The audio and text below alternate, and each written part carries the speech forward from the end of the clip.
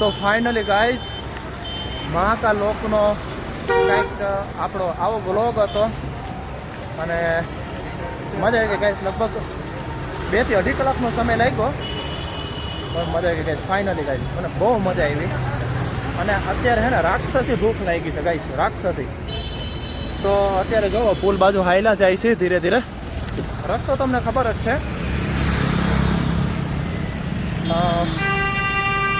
સતત 2 થી 3 દિવસથી ઉઠારી તો હાલી જાય. હાલો પહેલાં રેડ કલરની મજા આવશે. સતત 2 થી 3 દિવસથી એને કાંઈ કચરો સમોસા આ તે એવું જ ખાઈ. રસ્તામાં ઘણી હોટલ ને બધું આવ્યું પણ હાઇજેનિક વસ્તુ ન લાગી મને. એટલે જો તે હોટલ જમવાની સ્ટેની હોટલ તો કીધું નહીં રાખેલી જ છે. તો એના હોટલ ગોતી જમવાની રેસ્ટોરન્ટ અને એ મળી જાય તો કંઈક હાઇજેનિક કંઈક શાક રોટલા કે એવું કંઈક ગમે કંઈક વસ્તુ આપણે ખાઈ મળવાના ચાન્સ તો હે. તમે એવું બોલો, તમે મનમાં શું વિચારો ને મને ખબર હે મળી જાય. તમે નિરાયત રાખો, હું તમને હમણાં ગોતી દઉં. ગુજરાતી નહીં મળે મળી જાય. અને જો નીચે ધ્યાન રાખજો હમણાં નકર ફટાકીઓ બોલી જાય.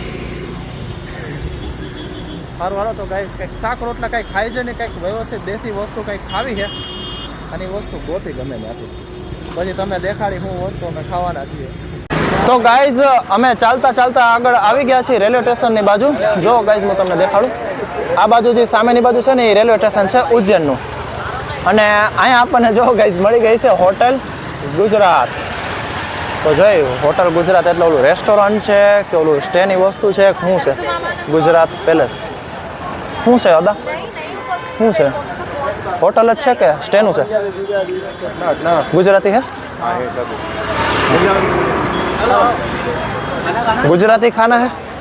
गुजराती खाना है ना? ठीक है. ગુજરાતી જમવાનું છે.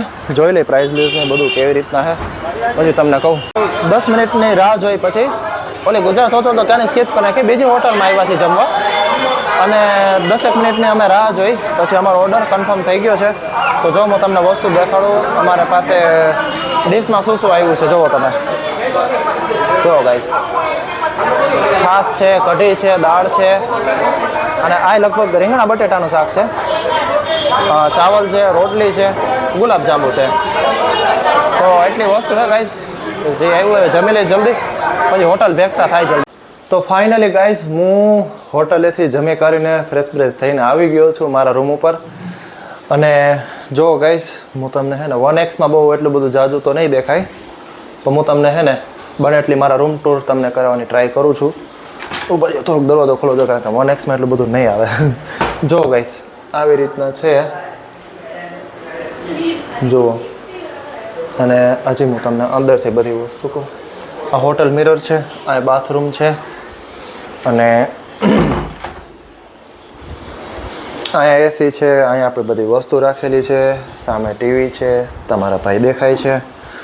અને અહીંયા આપણા સામાનના બેગ પડ્યા છે, ડબલ બેડ છે અને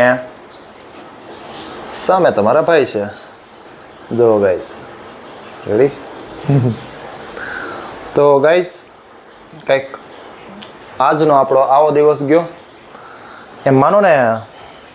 આખો દિવસ એટલો થાકેલો છું ને ગાઈસ, આમથી આમ હળિયાળીમાં ખબર જ ન પડી કેવી રીતના દિવસ ગયો. અને આજનો જે દિવસ છે ને મારા માટે બહુ એમ કહેવાય કે મંગલમય ગયો, બહુ શુભમય ગયો, બહુ સારો ગયો. મહાકાલની નગરીમાં શું ગાઈસ, કોને સારું ન લાગે કયો છે? એક મહાદેવની એક એવી નગરી કે હું તમને એનું કંઈ શબ્દમાં બયાન નથી કરી શકતો કે મેં ઉજ્જૈનમાં મેં 12 કલાક કે 13 થી 14 કલાક જેવો રહ્યો છો હજી.